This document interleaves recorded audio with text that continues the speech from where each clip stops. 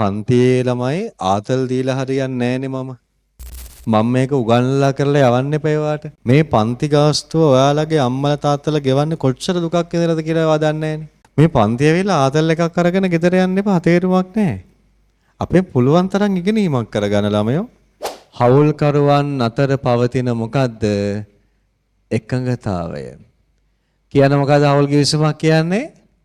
හවුල්කරුවන් අතර පවතින එකඟතාවය.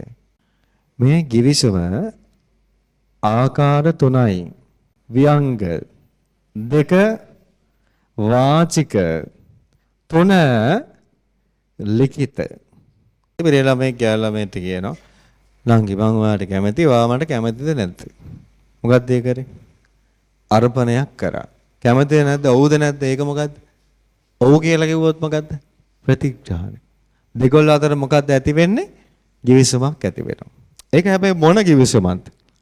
වාචික. දැන් නංගිට කැමතියි කියලා එයා ආම් සීට් එකේ කොලයක දිනේ දාලා ලියලා දෙනවා මුද්දරයක් උඩ අස්සම් කරලා. එතකොට ඒක මොකද්ද? ලිඛිතයි. written document එකක් දුන්නොත් ඒක මොන කිවිසුමක්ද? ලිඛිත කිවිසුමක් කියලා කියනවා. කොහොමද පිළිගන්නේ? නීති ඉදිරියේ ලිඛිත ඒවා තමයි පිළිගන්නේ. මේ ලිඛිත කිවිසුමට අපි නමක් කියනවා. ඒකට කියනවා හවුල් ඔප්පුව. මොකද්ද කියන්නේ හවුල් ඔප්පුව? පළපුරුද්ද විශ්වාසය කැපවීම ප්‍රතිඵල. Business Studies Suranga Senadheera